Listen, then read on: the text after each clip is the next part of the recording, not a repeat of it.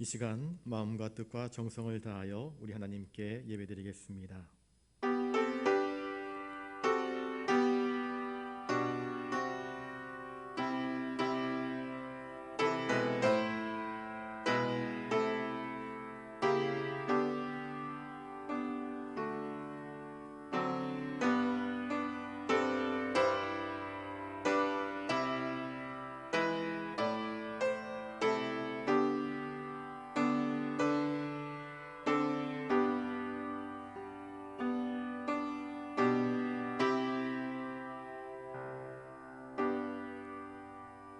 하나님이여 나를 지켜주소서. 내가 주께 피하나이다. 내가 여호와께 아뢰되 주는 나의 주님이시오니 주밖에는 나의 복이 없다 하였나이다. 주께서 생명의 길을 내게 보이시리니 주의 앞에는 충만한 기쁨이 있고 주의 오른쪽에는 영원한 즐거움이 있나이다. 거룩하신 아버지 하나님, 이 시간 하나님께 나아갑니다. 하나님께 우리의 삶을 맡깁니다. 주님, 우리를 당신의 거룩한 품으로 품어주시옵소서. 주님, 이 시간 하나님을 향하여서 간절히 기도하며 찬송하며 하나님께 찬송과 경배를 올려드립니다. 우리의 찬양과 경배를 받아 주시옵소서. 우리의 모든 예배를 통하여 주님 홀로 영광 받아 주시옵시고 저희들에게 한량없는 하늘의 은혜를 부어 주시옵소서. 감사를 드리오며 존귀하신 예수님의 이름으로 기원하옵나이다. 아멘. 찬송가 384장 부르신 후에 정기화 권사님 기도하시겠습니다.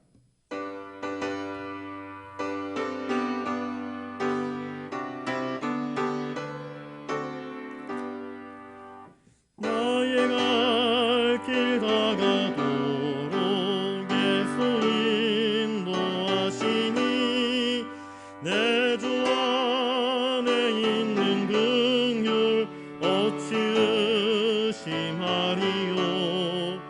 믿음으로 사는 자는 하늘 위로 받겠네. 무슨 일을 만나든지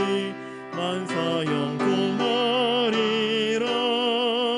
무슨 일을 만나든지 만사형통하리라. 나의 갈 길 다가도록 예수 인도하시니 어려운 일 당한 때도 족한 은혜 주시네.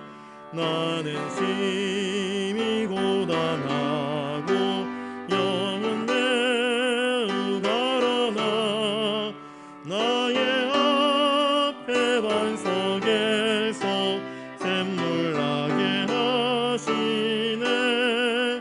나의 앞에 반석에서 샘물 나게 하시네. 나의 갈 길 다가도록 예수 인도하시니 그의 사랑 어찌 큰지 말로 알 수 없도다. 성령 감화 받은 영혼 하늘 날아갈 때에 영영 부를 나의 찬송 예수 인도하셨네. 영영 부를 나의 찬송 예수 인도하셨네.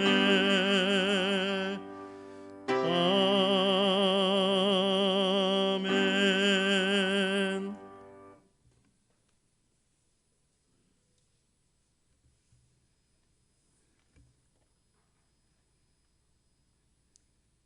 독생자 예수님을 십자가에 내어 주시기까지 우리를 사랑하신 하나님 아버지, 그 크신 은혜와 사랑에 감사를 드립니다.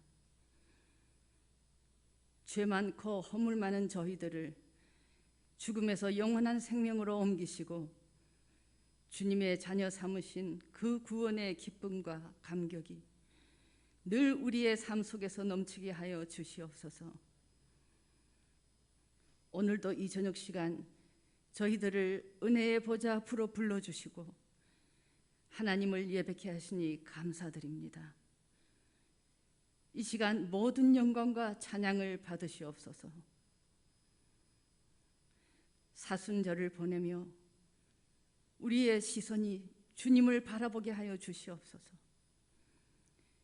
하늘의 기쁨을 버리고 지상의 슬픔을 택하신 주님, 주님은 철저히 낮은 곳에 임하셨는데 오늘도 높은 것만 바라보는 우리의 교만을 용서하옵소서. 주님은 철저히 자기를 부인하셨는데 저희는 오늘도 자기를 내세우고 인정받기를 원합니다. 주님은 철저히 섬기셨는데 오늘도 섬김을 받으려고 하는 저희를 용서하여 주시옵소서. 예수님처럼 낮아지고 예수님처럼 자기를 부인하고 예수님처럼 섬기는 저희가 되어지길 원합니다.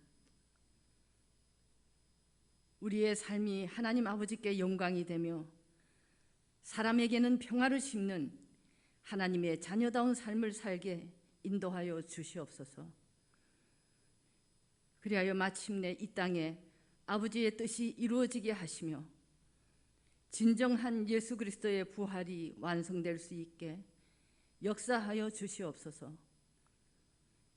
이 시간 말씀을 전하실 목사님에게 성령님 함께 하셔서 전하시는 말씀이 능력의 말씀이 되게 하시며 우리 모두에게는 은혜의 시간 되게 인도하여 주시옵소서.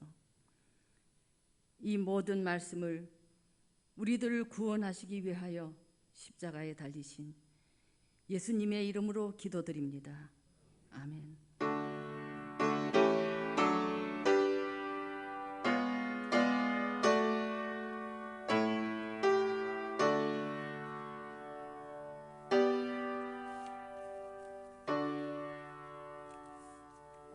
이 시간 하나님께서 우리에게 주시는 말씀은 신약성경 요한복음 14장 4절부터 6절까지 말씀입니다.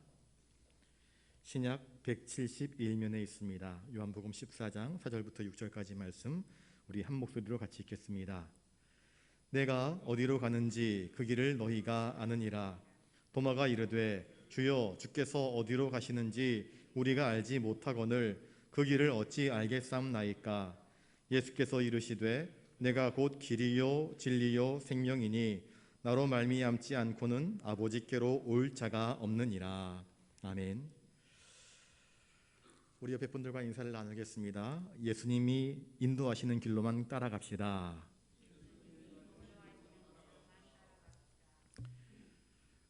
어린이 아이들이 부르는 복음성가 가운데에 돈으로도 못 가요 그렇게 노래 부르는 그 복음성가가 있지 않습니까? 우리는 오직 예수님만을 바라보면서 따라가는 길이 되어야 할 것입니다. 그런데 이 시대에 많은 사람들이 길을 알지 못해서 방황하는 그런 모습들을 보게 됩니다. 젊은이들이, 청년들이 꿈을 꾸고 싶은데 무엇을 해야 될지, 어디로 가야 할지, 또 장년이 되어서 은퇴할 쯤이 되어서 또 사업이 어려워서 또 병이 들어서 자녀 문제 때문에 배우자 문제 때문에 어떤 선택과 어떤 길들을 선택하는 것이 나에게 더 복이 되는가, 나에게 더 득이 되는가를 따지면서 수많은 길들을 앞에 두고 고민하는 사람들의 모습을 보곤 합니다. 오늘 본문 말씀을 통하여서 어떤 길을 택하는 것이 정말로 주님이 기뻐하시는 길인지, 또 그리스도인으로서 우리가 어떤 길을 택해야 하는지를 분명히 깨닫는 복된 시간 되실 수 있기를 바랍니다. 우리 4절 말씀을 한번 같이 읽어보겠습니다. 14장 4절입니다. 시작. 내가 어디로 가는지 그 길을 너희가 아느니라. 예수님께서 제자들에게 내가 너희를 위하여서 먼저 떠나가겠다 이야기하십니다.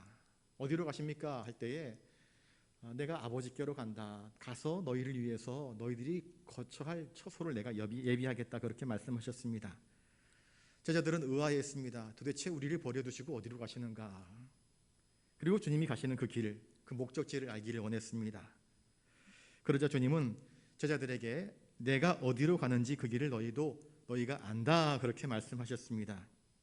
예수님은 제자들에게 세상적인 승리의 길, 영광스러운 길, 화려한 길, 그러한 길이 아니라 자기 고난, 자기 희생을 통하여서 많은 사람들의 대속물로 자신을 주시려고 하는 그 길을 가기를 원하셨습니다. 그것이 아버지께서 자기를 보내신 뜻이었고 그 길을 이루시기를 주님은 원하셨습니다.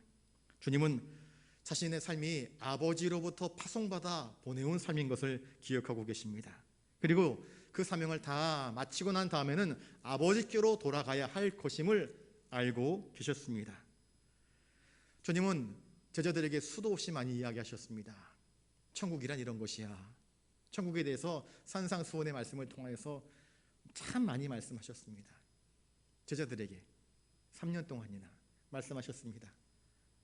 참 재미있는 것은요, 그렇게 말씀을 하시는데 멀리서 이야기하는 것도 아닙니다. 띄엄띄엄 이야기하는 것도 아닙니다. 늘 함께 먹고 마시며 함께 보고 들으며 함께 기적을 경험하면서 주님으로부터 직접 말씀을 들은 제자들입니다. 그런데 참 희한한 것은 그렇게 들어도 들리지 않습니다. 그렇게 들어도 믿음이 생기지 않습니다. 그렇게 들어도 자기가 듣고 싶은 것만 듣고 자기가 보고 싶은 것만 보고 자기가 믿고 싶은 것만 믿는 모습을 보여주고 있습니다. 주님은 주님이 가시고자 하시는 길이 무엇인지를 오늘 요한복음에서도 보여주셨습니다. 제자들 발 앞에 엎드리셨습니다. 섬기는 자가 되어라 그렇게 말씀하셔 주셨습니다. 사랑이 무엇인지를 보여주셨습니다. 천국에서의 삶이 무엇인지를 보여주셨습니다. 바라기는 저와 여러분들도 우리가 가야 할 길을 분명히 알 수 있기를 바랍니다. 갈 곳을 알고 가는 길을 알고 있다고 한다면 우리 인생의 문제는 없을 것입니다. 많은 사람들이 갈 곳을 모르기 때문에 방황합니다. 방황. 목적지가 분명하지 않으니까 어디로 가야 될지 모르니까 여기도 기웃 저기도 기웃. 사람 많이 몰려가면 저쪽에 나의 삶에 투자를 해야 될 곳인가 보다 해서 우르르 몰려갑니다. 근데 가서 보니까는 아무것도 없습니다. 여기도 아닌가 보다. 또 다른 사람들이 많이 몰려 있으면 또 거리로 우르르 몰려갑니다. 유행 따라가는 것입니다. 바람 따라가는 것입니다. 나가 내처럼 인생을 살아갔는데 그렇게 시간들을 허비하다가 내 인생의 목적지가 어딘지를 알지 못한 채 방황하는 인생들이 있습니다. 목적지는 알겠는데 그럼 나는 어떤 길을 걸어가야 할지 그 길을 알지 못하는 사람들도 있습니다. 목적지는 분명한데 그 길을 알지 못하기 때문에 삶이 고단한 사람들이 적지 않이 있습니다. 우리는 가야 할 곳을 알아야 하고 그곳을 어떻게 가야 할지 그 길을 분명히 알아야 합니다. 주님은 그 길을 내가 어디로 가는지 너희가 그 길을 알고 있다 말씀하여 주십니다. 주님은 자신의 삶으로 또 자신의 거룩한 말씀으로 제자들에게 그 길을 수도 없이 말씀하셨고 자신의 삶으로 직접 펼쳐 보여주셨습니다. 우리도 그 길을 걸어가야 할 것입니다. 5절 말씀을 같이 한번 읽어보겠습니다. 5절입니다. 시작. 도마가 이르되 주여 주께서 어디로 가시는지 우리가 알지 못하거늘 그 길을 어찌 알겠사옵나이까. 예수님께서는 내가 아버지께로 이제 간다 말씀하셨습니다. 그런데 제자들은 예수님이 말씀하시는 그 의미가 무엇인지를 깨닫지 못합니다. 도마는 솔직하게 말하면서 주님, 주께서 어디로 가시는지 우리들은 알지 못합니다 라고 고백했습니다. 우리를 버려두시고 어디로 가신다는 말입니까? 이제 사람들을 막 모아다가 예루살렘에서 걸기운해가지고는 그렇게 나라를 뒤엎으려고 하시는 것입니까? 주님 말씀하시는 것이 저 하늘나라로 올라가는 것입니까? 그러면 그곳은 어떻게 갈 수 있는 것입니까? 많은 궁금증과 의문이 있었습니다. 도마는 여전히 예수께서 이스라엘의 회복자이신 줄 알았습니다. 그런데 도마가 생각하는 이스라엘의 회복자, 예수님께서 이루시고자 하시는 이스라엘의 회복자는 전혀 다른 것입니다. 도마는 여전히 예수께서 메시아로서 예루살렘과 온 유대와 세상 제국을 통치하실 수 있는 전능한 왕으로 우리 가운데에 임할 것을 기대했습니다. 꿈꿨습니다. 도마의 생각에는 예수님께서 떠나가신다니까 더 많은 세력들을 규합하려고 하시는 것인가? 아니면 이곳이 아닌 다른 곳으로 여행을 하려고 하는 것인가? 도무지 그 의미를 알지 못한 채 헛발질하고 있는 모습을 보여주고 있습니다. 사실 베드로가 요한복음 13장 36절에 주여 어디로 가십니까? 라고 묻고 있는 이 질문의 내용과 이 도마의 질문의 내용은 같은 것입니다. 주님 도대체 어디로 가십니까? 왜 주님이 어디로 가시는지 말씀함에도 불구하고 그 주님이 하시는 말씀의 의미를 깨닫지 못하는 것일까요? 사람의 머리에 무언가 생각이 가득 차 있으면, 만약에 빈 컵에다가 유리구슬이 가득 차 있으면은요, 기름이 가득 차 있으면 물을 부어도 물이 채워지지 않습니다. 다른 이물질이 다 들어가 있으면 물을 부어도 소용이 없는 것입니다. 채워지지 않습니다. 내 생각 속에 다른 사념들, 메시아 왕국, 우리가 꿈꾸는 제국들, 화려한 것들, 멋진 것들, 내가 영광스러운 자리로 나아가는 것들, 금이 환영하는 것, 제복을 입고 많은 군대를 거느리고 거드름을 피우면서 백성들 위해 군림하는 것, 영광스러운 것, 높은 자리를 올라가는 것, 그런 것들을 꿈꾸고 있었기 때문에 제자들은 주님께서 하시는 말씀이 도무지 새겨지지 않는 것입니다. 들려오지 않는 것입니다. 그래서 가룟 유다는 예수님을 팔아 넘겨버린 것이고, 제자들은 주님의 이 하시는 말씀이 이해되지 않습니다. 메시아 왕국에 대한 꽉 차 있는 모든 그때 유대 사람들이 가지고 있었던 공통된 그릇된 메시아 관념이 그들의 생각을 꽉 움켜쥐고 있었기 때문에 하나님의 아들 예수께서 직접 말씀하시는 그 나라의 의미, 또 인생의 의미, 섬김의 길, 주님의 뜻, 도무지 그것이 이해되지 않는 것입니다. 제자들은 모두 위풍당당하고 권세가 있고 세상적으로 능력이 있는 왕국을 꿈꾸는 자들이었기 때문입니다. 그래서 주님이 어디로 가시려고 하는가, 왜 주님이 자꾸 엉뚱한 말씀을 하시는가 하여 그 말씀을 이해하지 못했던 것입니다. 제자들은 너나 할 것 없이 쓸데없는 세상적인 제국이라고 하는 모래성을 쌓고 있는 중이었던 것입니다. 그래서 도마가 이것을 이해하지 못했던 것입니다. 만약에 도마가 영적인 세계를 이해했다고 한다면 주님, 우리가 그 길을 알지 못합니다라고 말하지 않았을 것입니다. 이 도마의 질문을, 주님 도대체 어디로 가십니까? 우리가 알지 못합니다 하는 이 도마의 질문을 우리들 자신에게 한번 적용을 해볼까요? 여러분은 어디로 가고 있습니까? 주님은 어디로 가셨습니까? 나는 어디로 가야 할까요? 사람들은 자신의 길을 알지 못해서 방황합니다. 공자가 이런 말을 했습니다. 아침에 도를 들으면 저녁에 죽어도 좋다.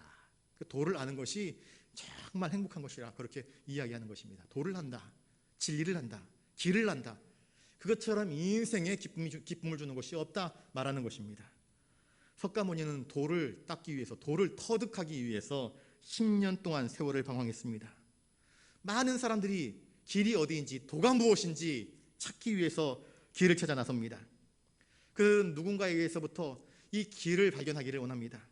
그래서 묻습니다, 배웁니다, 알고자 합니다, 탐구합니다, 연구합니다, 공부합니다, 박사학위를 받습니다. 그런데 길이 발견되어지지 않습니다.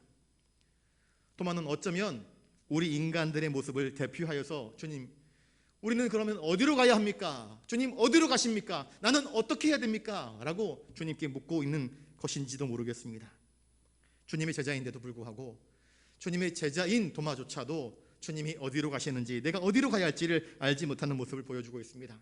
3년 동안 예수님과 함께 동거동락하였지만, 훈련받았지만, 예수님으로부터 직접 교훈받았지만 주님이 가시는 길에 대해서 무지합니다. 우리 역시 마찬가지입니다. 신앙생활 수십 년 해봐야 소용없습니다. 내 생각 속에 다른 야망, 다른 생각, 다른 사념들이 가득 차 있으면, 주님께서 들려주시는 음성을 듣지 아니하면, 그것이 내 안에 스며들지 못한다고 한다면 그저 자리만 지키는 것입니다. 우리는 진리 앞에서 솔직해져야 됩니다. 하나님의 뜻이 무엇인지도 알지 못한 채 아는 것처럼 행동하는 것이 참 어리석은 일 아니겠습니까? 차라리 도마처럼, 주님 저는 잘 모르겠습니다. 주님 도대체 어디로 가시는 건데요? 어디로 가시는 건데요? 저도 주님 따라가고 싶어요. 솔직하게 질문할 수 있어야 할 것입니다. 주님, 나는 어디로 가야 합니까? 나는 제대로 주님을 따라 가고는 있는 것입니까?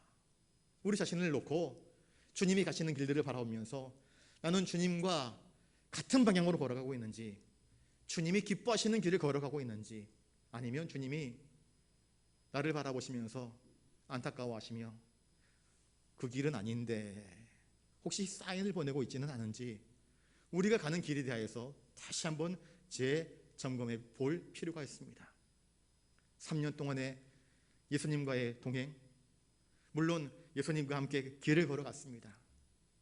땅을 가는 것이었지요. 그런데 주님이 바라보시는 것을 제자들은 바라보지 못했던 것입니다. 주님의 말씀의 의미를 제자들은 깨닫지 못했습니다. 감사한 것은 후에 주님이 이들을 버리지 아니하시고 부활하신 이후에 다시 찾아오셔서 다시 이들을 부르시고 다시 사명을 맡기시고 또 약속하신 성령을 보내주실 때에 그들은 비로소 그 길이 무엇인지를 분명히 알게 되었던 것입니다. 여러분, 우리도 역시 마찬가지입니다. 길을 알지 못한 채 주님의 말씀이 무엇인지 그 의미를 알지 못한 채 신앙생활을 할 수 있습니다. 그것도 감사한 일입니다. 그런데 더 중요한 것은 무엇입니까? 정말 그 길을 아는 것, 정말 그 길을 올바르게 걸어가는 것, 우리 인생의 길이 목적지가 어딘지를 분명히 알고 주님이 원하시는, 기뻐하시는 그 길을 따라 걸어가는 것이야말로 참으로 의미 있고 가치 있는 삶이 될 것임을 우리는 기억해야 할 것입니다. 우리 6절 말씀을 같이 한번 읽어보겠습니다. 6절입니다. 시작. 예수께서 이르시되 내가 곧 길이요 진리요 생명이니 나로 말미암지 않고는 아버지께로 올 자가 없느니라. 도마의 정직한 질문, 길을 알지 못하기 때문에 주님 어디로 가십니까? 나는 어디로 가야 합니까? 질문하였을 때 주님으로부터 위대한 대답을 듣습니다. 우문의 현답인데 주님은 어리석은 자들의 질문에 가장 위대한 대답을 해주시는 분이십니다. 여러분, 예수를 아는 것이야말로 우리 인생의 유일한 목적입니다. 예수를 많이 아는 자가 되실 수 있기를 바랍니다. 예수 안에 길이 있고 예수 안에 진리가 있으며 예수 안에 생명이 있기 때문입니다. 예수님은 도마에게 아버지께로 나아가는 길, 영생으로 나아가는 길, 구원으로 나아가는 길, 저 천국으로 나아가는 길에 대해서 말씀하십니다. 예수께서 이르시되 내가 곧 길이요 진리요 생명이니, 여기서 이 내가 곧 무엇이니 라는 말은요, 헬라어로 에고 에이미 해가지고 나는 무엇이다 반복되어지는 단어가 이 요한복음의 특징입니다. 요한복음 6장 35절에서 주님은 나는 생명의 떡이니 라고 말씀합니다. 요한복음 8장 12절에서 나는 세상의 빛이라 그렇게 말씀하십니다. 요한복음 10장 14절에서 나는 선한 목자라 말씀하시고, 요한복음 15장 15절에서는 나는 참 포도나무라 그렇게 말씀하십니다. 주님은 자신을 비유하시는 것입니다. 오늘 본문에서는 내가 곧 길이라 그렇게 말씀하십니다. 놀랍게 주님은 내가 길이라 말씀하십니다. 세상에는 많은 길들이 있습니다. 많은 갈래길들이 있습니다. 여기 하단 오거리는 5차로입니다. 어디로 가느냐에 따라서 명지로 빠지기도 하고 저 엄궁 쪽으로 넘어가기도 하고 대티터널 쪽으로 빠지기도 합니다. 그리고 저 위쪽으로 올라갑니다. 당릉정 쪽으로 올라갈 수도 있습니다. 길을 따라서 가다 보면은 길이 그 어느 방향을 선택하느냐에 따라서 그 사람의 인생이 완전히 달라지는 것을 보게 됩니다. 세상에는 불의한 길이 있습니다. 거짓말하는 자들이 걸어가는 길, 악한 자들이 걸어가는 길들이 있습니다. 의인이 걸어가는 길이 있습니다. 전쟁의 길이 있고요, 평화의 길이 있습니다. 섬김의 길이 있고요, 욕망의 길들도 있습니다. 그런데 하나님 아버지께 나아가는 유일한 길은 예수 그리스도밖에 없음을 주님은 우리에게 말씀하십니다. 왜 예수 그리스도 안에만 하나님께 나가는 길이 있는가? 예수님은 하나님이심으로 하나님의 아들로서 참 신성과 또한 육신의 아들로서 참 인성을 동시에 가지신 분이십니다. 인간은 아무리 노력해도 생명나무에 도달할 수 없지만 예수님은 친히 참 하나님으로서 참 사람으로서 하나님과 사람 사이에 막힌 담을 허물어 주심으로써 그 사이에 길을 내셔서 하나님께 나아갈 수 있는 길을 우리에게 펼쳐 보여 주시는 분이십니다. 두 세계를 잇는 영원한 세계, 그리고 이 세계를 잇는 유일한 다리, 브릿지가 바로 우리 구주 예수 그리스도이십니다. 여러분, 길은 멀리 있지 않습니다. 주님 어디로 가십니까? 길을 구하는 도마에게 주님은 내가 길이다, 내가 길이다 그렇게 말씀하십니다. 길은 멀리 있는 것이 아닙니다. 바로 우리들 곁에 계신 주님에게 있습니다. 여러분, 돌고 돌아 헤매면서 인생을 허비하지 않기를 바랍니다. 주님 앞에 착 달라붙으시면 됩니다. 예수님만 바라보면서 예수님을 올바로 따라가기만 하면 그 길의 끝에 은혜가 펼쳐지고, 그 길의 끝에 영원한 생명이 펼쳐지고, 그 길의 끝에 놀라운 구원이 펼쳐지는 것입니다. 저를 따라서 한번 해볼까요? 예수님은 하나님의 은총으로 향하는 길이다. 예수님은 하나님의 은총을 향하여서 나가는 길입니다. 모든 하늘의 축복을 예수님을 통해서 하나님께서 우리에게 부어주십니다.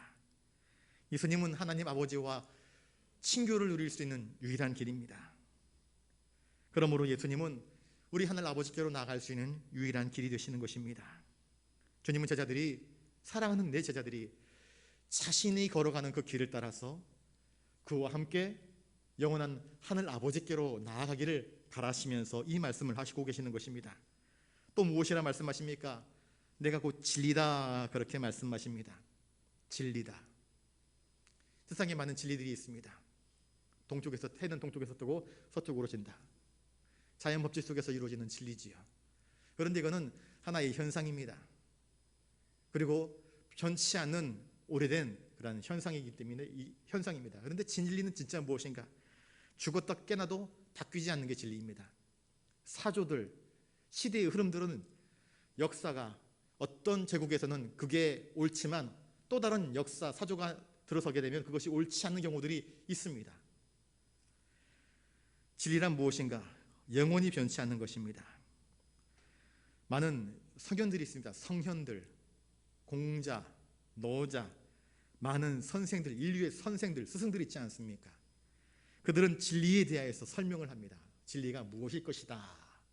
진리는 이렇지 않겠느냐 설명을 합니다.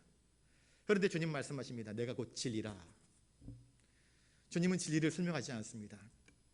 내 안에 진리가 있다 말씀하십니다. 자신이 진리이심을 선포하십니다. 왜 주님이 진리이십니까? 하나님 말씀이 진리이신데 주님은 참 하나님 말씀으로, 말씀이 육신되어 우리 가운데 오신 분이시기 때문에 진리이십니다. 빌라도는 법정에 끌려온 예수님께 묻습니다. 진리가 무엇이냐 묻습니다. 많은 사람들이 진리를 구하기를 원합니다. 기독교를 믿지 않는 사람들조차도 인생의 위기의 때에 나는 어디로 가야 하는가? 진리가 무엇인가? 인생은 도대체 무엇인가? 나는 왜 태어났는가? 인생의 의미, 존재의 목적들에 대하여서 의문을 갖고 질문을 던집니다. 학자들은 3단 논법, 정반, 합, 논리를 추정하면서 진리가 무엇인지를 밝혀내려고 애를 씁니다. 우리는 과학적 탐구, 연구를 통해서 진리를 발견할 수 있는 것처럼 생각하지만 여러분, 과학적 탐구, 연구로는 절대로 진리에 도달할 수 없습니다. 바벨탑을 아무리 쌓아보십시오. 하늘까지 올라갈 수 있는가? 하나님이 후 불어버리십니다. 그것은 하나님께로 나갈 수 있는 길이 될 수 없기 때문입니다. 겸손하게 자기를 낮출 때에, 예수 앞에 무릎을 꿇을 때에, 진리신 주님 앞에 나아가 그의 말씀을 들을 때에 우리는 비로소 하나님의 진리를 발견할 수 있습니다. 저를 따라서 한번 해보겠습니다. 예수 그리스도의 말씀이 곧 하나님의 계시이며 참 진리이십니다. 여러분, 진리는 먼데 있지 않습니다. 바로 진리가 예수 그리스도이심을 성경은 우리에게 선포하고 있고, 예수님 자신이 내가 곧 진리다 우리에게 친절하게 말씀해 주시고 계십니다.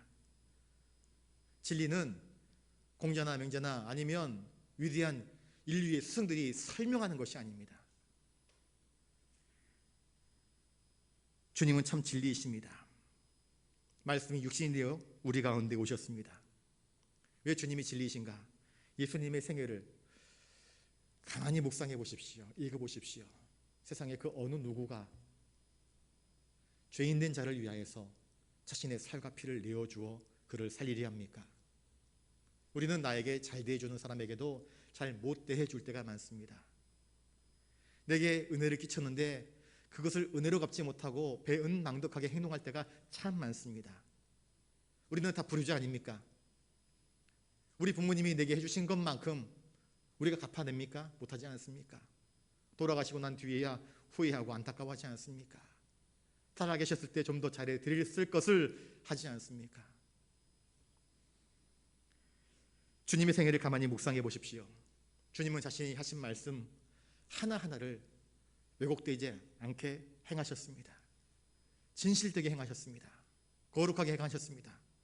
예수님처럼 자신이 말씀하신 대로 인생을 살아가신 분은 아무도 없습니다. 예수님처럼 하나님의 뜻에 완벽하게 100% 일치된 삶을 살아간 자가 세상에 없습니다. 그러므로 주님은 진리이십니다. 주님의 생애 속에는 무엇이 있습니까? 하나님의 성품이 고스란히 드러납니다. 하나님은 사랑이시라 그러는데 주님은 사랑으로 인생을 사셨습니다. 사랑을 베푸셨습니다. 끊임없이 베푸셨습니다. 자기를 버려둘 제자들을 포기하지 않고 그들을 위해서 기도할 줄 아는 분이셨습니다. 자기를 십자가에 못 박으며 조롱하고 침뱉으며 깔깔대는 저 죄인들을 향하여서 오히려 축복하면서 하나님 저들의 죄를 용서해달라고 간절히 십자가 위에서 눈물로 호소했던 분이 바로 주님이십니다. 주님의 삶, 그리고 주님의 죽으심, 주님의 부활, 이 모든 것은 주님이시야말로 진리이심을 우리에게 선포해 주시는 것입니다. 그리고 주님은 마침내 우리와 똑같이 죽으셨지만 더 이상 죄와 사망의 종노릇하지 아니하고 사망 권세를 깨뜨리시고 부활하셨습니다. 왜냐하면 부활은, 진리는 사망으로 얽어맬 수 없는 것이기 때문입니다. 예수 그리스도의 생애 속에, 예수 그리스도의 삶 속에, 예수 그리스도의 부활 속에, 예수 그리스도의 승천 속에, 예수 그리스도의 말씀 속에 진리가 고스란히 우리 가운데에 드러나고 있습니다. 그러니 주님은 진리심이 분명합니다. 또한 예수님 말씀하십니다. 내가 곧 생명이라 말씀하십니다. 여러분, 우리의 생명은 어디서부터 비롯되었습니까? 우리의 생명은 나의 선택으로 이루어진 것입니까? 아닙니다. 내 생명은 우리 어머니와 아버지의 사랑 속에서 이루어진 것입니까? 반은 맞지만 100% 정답은 아닙니다. 어떤 분들은 삼신 할머니가 점지해줘서 우리의 생명이 주어진 것이다 라고 이야기합니다. 그것도 100% 맞는 것이 아닙니다. 우리의 생명은 어디서부터 온 것인가? 우리의 생명은 하나님에게서부터 온 것입니다. 이것이 100% 정확한 대답이 될 것입니다. 왜냐하면 하나님은 모든 생명들, 그 생명의 창조자이시기 때문입니다. 새들도, 물고기도, 곤충들도, 눈에 보이는 것들, 눈에 보이지 않는 미생물까지도 하나님이 만드셨습니다. 우리 인간을 하나님이 창조하셨습니다. 주님은 창세 이전에 주님 아버지 하나님과 함께 이 창조의 역사에 동참하신 분이십니다. 그러므로 주님이 생명이시다라고 하는 말씀은 참입니다. 예수님은 생명길의 안내자가 아니라, 가이드가 아니라 예수님 자신이 우리에게 생명을 주시는 분이심을 말씀하고 있습니다. 죽은 자를 살리시는 분 아니십니까? 그리고 죽음을 깨뜨리신 분 아니십니까? 주님 안에 영생이 있습니다. 오병이어의 기적을 일으키고 많은 사람들이 예수님께 몰려와서 예수님을 왕으로 삼으려고 할 때 예수님께서 내 살을 너희들이 먹지 않으면 안 된다, 내 피를 마시지 않으면 안 된다. 그러니까 사람들이 제자들처럼 이게 도대체 무슨 말인가, 너무 어렵다, 이해하지 못해가지고는 예수님을 떠나버리고 맙니다. 예수님이 제자들에게 묻습니다. 너희들도 떠나려느냐라고 물을 때에 베드로가 이렇게 대답합니다. 요한복음 6장 68절에 주여 영생의 말씀이 계심에 우리가 누게로 가오리이까 하며 예수님을 붙잡습니다. 여러분, 예수님 안에 영원한 생명이 있습니다. 아무리 오래 산 식물도요, 때가 되면 다 죽습니다. 1000년 넘게 사는 식물도 있더라고요. 그런데 그 식물도 수명이 있더라고요. 사람도 무두셀라는 969년을 살지 않았습니까? 동물, 식물, 모든 생명이 있습니다. 그런데 인간의 생명은 영원하신 하나님의 생명에 비하면 너무나 유한하고 짧습니다. 우리는 과학적 근거를 막 따지면서 이야기를 합니다.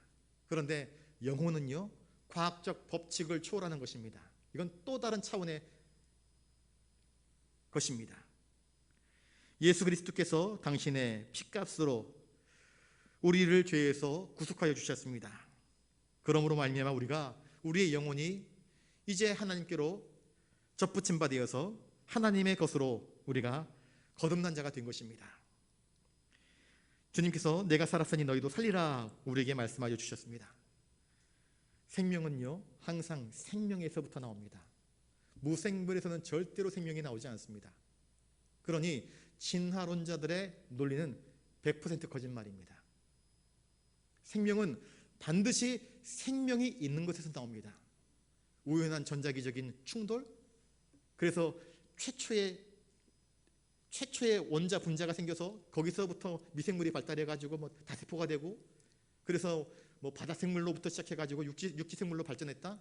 말도 안 되는 허풍들입니다. 거짓말입니다. 생명은 절대로 생명에서부터 나오는 것입니다. 우리 생명은 어디서부터 온 것입니까? 하나님에게서부터 온 것입니다. 영원한 생명이신 하나님에게로부터 온 것입니다. 하나님께서는 우리를 흙으로 지으시고 그 코에 생기를 불어 넣으심으로 말미암아 전능하신 하나님의 숨결이 인간 안에 주어지게 된 것입니다. 겨울이 되고 또 봄이 되면 계절이 변화되면서 겨우내 다 말라 비틀어졌던 나무들이 엄청난 변화를 일으킵니다. 이제 3월 아니겠습니까? 조금만 지나면 정말 여리디 여린 순한 새순들이 올라올 것입니다. 이거는 그린이라고 이야기하기도 그렇고 맑은 빛에 연두빛 새싹들이 돋아나는데 햇빛에 투영되는 그 모습, 그 색깔이 얼마나 아름다운지 모릅니다. 꽁꽁 얼어붙었던 대지, 그 대지가 봄이 되면 푸릇푸릇하게 변화되어져 있는 모습 속에서 우리는 자연의 신비를 맛봅니다. 이러한 생명을 허락하시는 하나님의 은총과 섭리를 깨닫지 않을 수 없습니다. 이 봄에 따뜻한 바람이 불고 따뜻한 태양빛이 지나가면 생명이 약동하듯 그렇게 쑥쑥 자라나는 모습을 보게 됩니다. 싹이 트고 꽃이 핍니다. 꽁꽁 얼어붙었던 시냇물이 다시 흐르고 새소리들이 꽃이 온 산하를 아름답게 꾸며냅니다. 마찬가지입니다. 예수 그리스도께서 죄로 얼어붙었던 우리 인생 가운데에 당신의 숨결을 불어넣어 주시면, 당신의 빛을 비춰주시면 생명이 약동하는 것입니다. 꿈틀거리는 것입니다. 생기가 돋아나는 것입니다. 나사로를 풀어서 걸어다니게 하라 하신 것처럼 우리를 올감했던 모든 것들이 풀어지는 역사가 나타납니다. 왜 그렇습니까? 주님이 생명이기 때문입니다. 주님은 우리에게 생기, 활력, 숨결을 넣어주시는 분이십니다. 우리 6절 말씀 다시 한번 읽어보겠습니다. 6절입니다. 시작. 예수께서 이르시되 내가 곧 길이요 진리요 생명이니 나로 말미암지 않고는 아버지께로 올 자가 없느니라. 이 하반절 나로 말미암지 않고는 아버지께로 올 자가 없다. 이 나로 말미암지 않고는을 다른 말로 번역하면 나를 통하지 않는다면, 나 외에는, 예수 외에는 다른 구원자, 다른 다리, 다른 길, 다른 진리가 없음을 주님은 선포하고 계십니다. 종교다운 주의자들이 이야기하는 것처럼 저 산꼭대기에 A 코스, B 코스, C 코스, D 코스 많은 산꼭대기를 올라가는 길들이 있는데 이 종교, 저 종교, 기독교, 다른 종교 산꼭대기만 올라가면 되는 것 아니냐라고 이야기를 하는데 전제부터가 틀렸습니다. 하나님은 산이 아닙니다. 구원은 산이 아닙니다. 산은 눈에 보이는 것입니다. 그런데 구원은 그런 것이 아닙니다. 그리고 하나님께서 우리에게 허락하신 구원의 길, 아버지께로 올 수 있는 길은, 하나님께서 우리에게 보내주신 그 길은 오직 예수 그리스도밖에 없습니다. 그래서 주님 말씀하십니다. 나를 통하지 않고는, 나로 말미암지 않고는 절대로 그 누구도 아버지께로 나아갈 수 없다 말씀하십니다. 저를 따라서 한번 해보겠습니다. 하나님과 사람 사이에 유일한 중보자는 오직 예수 그리스도이십니다. 여러분, 다른 길 없습니다. 예수님 말고 거기다가 문선명을 갖다 붙여도 안 되고요, 이만희를 갖다 붙여도 안 되고요, 좀 몰몬 경을 들고 다니는 사람들처럼 성경 이외에 다른 경을 갖다 붙여도 안 됩니다. 하나님께서 우리에게 말씀하신 유일하신 중보자, 유일하신 구원자, 유일하신 길, 진리, 생명이신 예수 이외에 다른 구원을 이야기하는 사람들은 안타깝지만 그가 아무리 도덕적이고 선량하고 많은 사람들을 구제했다 할지라도 그것은 틀린 것입니다. 왜냐? 하나님께서 그렇게 말씀하시지 않았기 때문입니다. 다른 것은 다 양보할 수 있습니다. 그러나 구원의 진리에 대해서만큼은 우리는 다른 것을 이야기할 수 없습니다. 오직 예수 이외에 다른 구원자가 있다라고 인정할 수 없는 것입니다. 이것이 기독교 신앙의 핵심입니다. 그리스도밖에 다른 이가 없습니다. 다른 구원이 없습니다. 예수님은 당신의 거룩한 보혈을 통하여 우리로 하여금 하나님께 나아갈 수 있는 길을 열어놓으신 분이십니다. 히브리서 10장 20절에 그 길은 우리를 위하여 휘장 가운데로 열어놓으신 새롭고 산 길이요 휘장은 곧 그의 육친이라 말씀하고 있습니다. 주님께서 십자가 위에서 운명하실 때에 옆구리에 창이 찔리고 손목과 발목에 못이 박히고 우리를 위해서 피 흘리실 때에, 그리고 운명하실 때에 성소의 휘장이, 그 휘장은 그 휘장 안으로는 오직 대제사장만 들어갈 수 있는 장소입니다. 그런데 성소의 휘장이 찢어졌다, 위에서부터 아래로 찢어졌다, 이것은 하나님께서 찢으신 것입니다. 그리고 누구든지 예수 그리스도의 이름을 힘입어 담대히 하나님 아버지께 간구함으로 나아갈 수 있는 길을 주님이 친히 열어놓으신 것임을 성경은 우리에게 말씀해 주시고 계십니다. 주님은 이렇게 아버지께로 나아갈 수 있는 길을, 그 문을 활짝 우리에게 열어주셨습니다.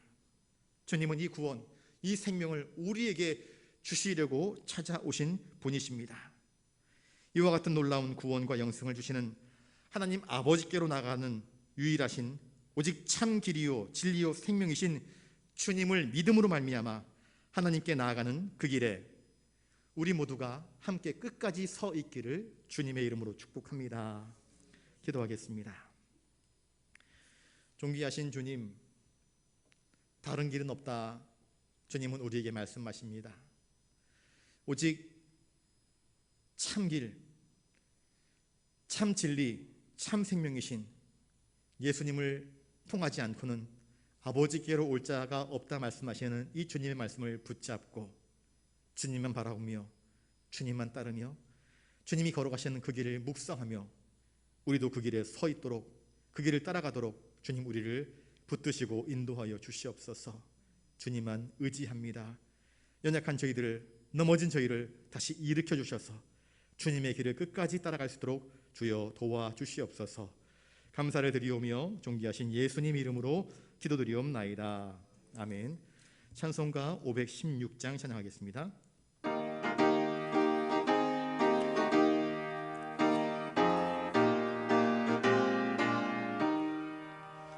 옳은 길 따르라 의의 길을, 세계 만민의 참된 길, 이 길 따라서 살기를 온 세계에 전하세. 만 백성이 나갈 길, 어두운 밤 지나고 동 뜬다. 환한 빛 보아라 저 빛, 주 예수의 나라 이 땅에 곧 오겠네 오겠네. 주 예수 따르라 승리의 주, 세계 만민이 나갈 길과 진리요 참 생명, 내 창공을 부수고 다 따르라와 평강. 어두운 밤 지나고 동 튼다. 환한 빛 보아라 저 빛, 주 예수의 나라 이 땅에 곧 오겠네 오겠네. 놀라운 이 소식 알리어라. 세계 만민을 구하려 내 주 예수를 보내신 참 사랑의 하나님. 만 백성이 따를 길, 어두운 밤 지나고 동 뜬다. 환한 빛 보아라 저 빛, 주 예수의 나라 이 땅에 곧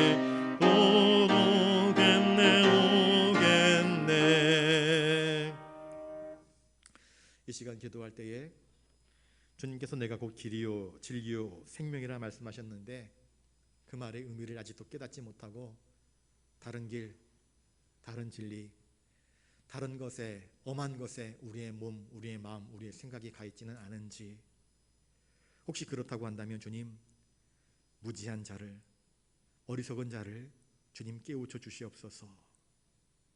성령께서 우리 가운데 임재하시사 우리의 어두운 눈을 밝히시고 어두운 귀를 열어주시고 어두운 마음을 밝혀주셔서 깨닫게 하시고 보게 하시고 들리게 하시고 그리하여서 진리신 주님의 그 길을 따라갈 수 있도록 우리를 도우소서. 기도하실 수 있기를 바랍니다. 신앙 생활의 연주가 중요한 것이 아닙니다. 내가 진짜 주님을 따라가느냐, 이게 참으로 중요한 것입니다. 내가 주님과 동행하고 있는가, 주님이 기뻐하시는 그 길에 서 있는가가 참 중요한 것입니다. 내가 목사가 된 것이 중요한 것이 아니라, 내가 장로가 된 것이 중요한 것이 아니라, 내가 참으로 주님을 따르는 제자의 삶을 살아가고 있느냐, 이게 더 중요한 것입니다. 주님을 따르는 제자의 삶을 살게 하여 주시옵소서. 기도하실 수 있기를 바랍니다. 우리 부산 영락의 권속들을 바라보시면서 기도해 주시기 바랍니다. 여러분들이 속한 구역 식구들, 교회 학교, 또 우리 남성교회 여전도의 회원들, 또 기도해야 되는데 기도의 말문이 막혀버린 사람들, 영적으로 벙어리 된 자들, 영적으로 안진뱅이 된 자들, 영적으로 힘을 잃어버린 사람들, 그들을 품고 기도해 주실 수 있기를 바랍니다. 대한민국이 어렵습니다. 전 세계가 코로나로 인하여서 어렵습니다. 코로나 백신이 보급된다고 하는데 벌써 12명이 넘는 사람들이 사망했다는 그러한 통계가 나왔습니다. 오늘 올라오다 보니까 20대 의료업에 종사하는 청년, 남자 청년이 백신을 맞았는데 하반신 불구가 되었습니다.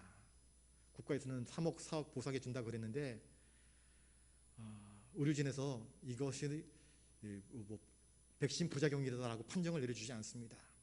백성들의 지금 민심이 막 부글부글 끓고 있습니다. 이런 것들을 바라보게 될 때 참 안타까운 마음을 금할 길이 없습니다.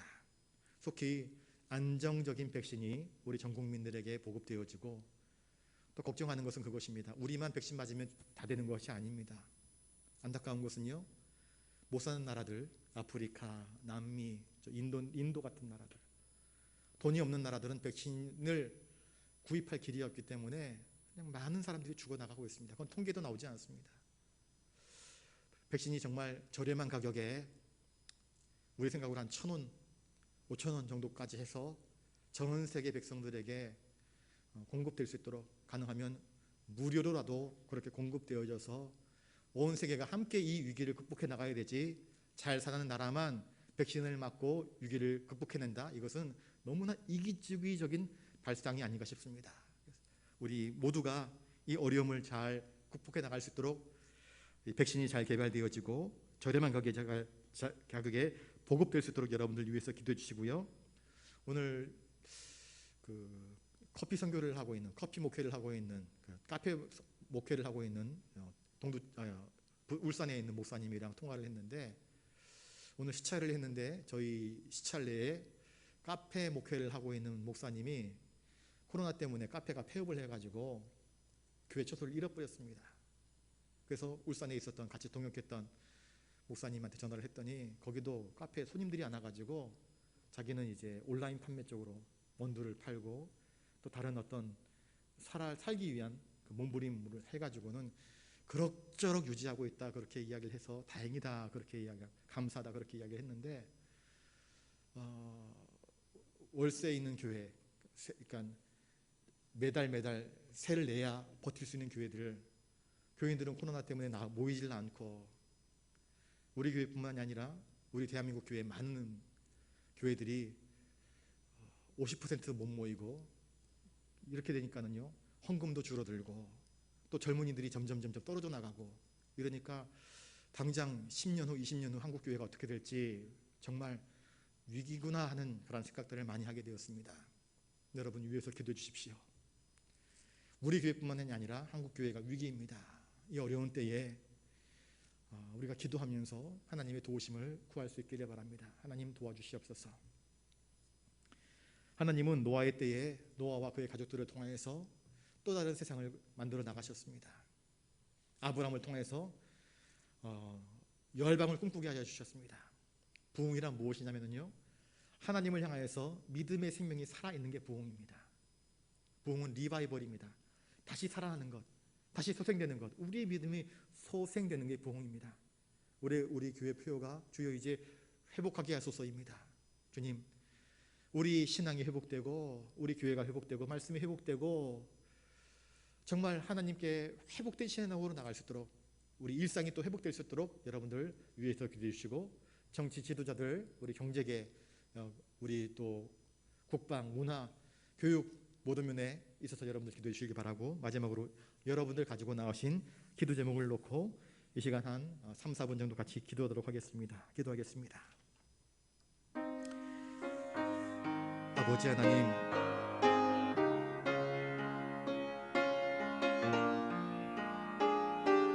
코로나19라고 하는 아무도 예측하지 못하고 아무도 상상하지 못했던 이 인류의 위기 앞에서 1억이 넘는 확진자가 발생을 하고 250만 명이 넘는 사망자가 발생을 하였습니다. 안타까운 것은 이것이 멈춘 것이 아니라 여전히 현재 진행형으로 더 확산되고 있는 것이 우리 인류의 아픔입니다. 코로나 백신이 개발되었지만 또 많은 부작용이 있어서 접종을 해야 될지 말아야 될지 염려하고 걱정하는 국민들이 있습니다. 더 나아가 전 세계적으로 가난한 나라들, 돈이 없는 나라들은 이 백신을 바라보면서도 접종할 기회를 조차 가지지 못하고 낙심하고 탄식하는 그러한 슬픔을 맞이하게 됩니다. 주여 도와주시옵소서. 은혜를 베풀어 주시옵소서. 속히 이 백신이 전 세계 우리 인류에게 보급될 수 있도록 은총을 허락하여 주시옵소서. 하나님, 이 백신을 연구하는 학자들에게 지혜를 주시옵시고 또 이 그들에게 정말 온 세상 인류를 위하여서 헌신할 수 있는 거룩한 마음을 주시옵소서. 이 백신을 개발해내는 기업들은 자기 이득을 추구하는 것이 아니라 전 세계를 구하기 위한 일에 더욱더 마음을 열고 저렴한 가격에 보급할 수 있도록 주님께서 은총을 허락하여 주시옵소서. 각 국가마다 정부마다 이 일에 합심하여서 연대하여서 이 인류의 위기를 자꾸 극복해 나갈 수 있도록 주님 도우시고 친히 인도하여 주시옵소서. 코로나19로 인하여서 예배가 중단되고 온라인 영상 예배로 드릴 수밖에 없는 형편이 되었었습니다. 나이 드신 분들, 병약하신 분들, 어린 자녀들을 둔 부모님들이 혹시나 하는 염려 때문에 교회에 나오지 못하는 그 일들이 반복되다 보니 어느덧 교회에 출석하는 인원이 너무나 현저하게 떨어져 버리고 말았습니다. 이렇게 가다가 우리 시대에 교회 문이 닫혀지는 것은 아닌지 심히 걱정되고 우려가 됩니다. 하나님, 이 어려운 때에 다시 주님을 바라봅니다. 내가 곧 길이요 진리요 생명이라 말씀하시는 주님을 바라봅니다. 주님 도와주시옵소서. 우리 한국교회가, 우리 부산영락교회가 나아갈 길을 주님께서 보여주시옵소서. 그리고 그 길을 따라갈 수 있도록 저희들에게 믿음을 더하여 주시옵소서. 순종의 영을 더하여 주시옵소서. 대한민국 우리 정치 지도자들 정말 정신 차리게 해 주시옵시고, 한국교회 교계의 지도자들 주님, 우리 목사들 정신 차리게 해 주시옵소서. 허탄한 것들의 마음을 뺏기지 아니하고 오직 진리신 말씀을 붙잡고 하나님의 회복하심을 믿으며 나아갈 수 있도록 도와주시옵소서. 하나님, 선교의 현장 너무나 어렵고 각박합니다. 주여 도와주시옵소서. 주여 도와주시옵소서. 우리 다음 세대를 붙잡아 주시옵시고, 병상에 누워 계신 우리 환자분들을 붙잡아 주시옵시고, 우리 부산영락에 속한 모든 권속들을 주님께서 붙잡아 주시옵소서. 주여 도와주시옵소서. 주님만 의지합니다. 주님만 바라봅니다.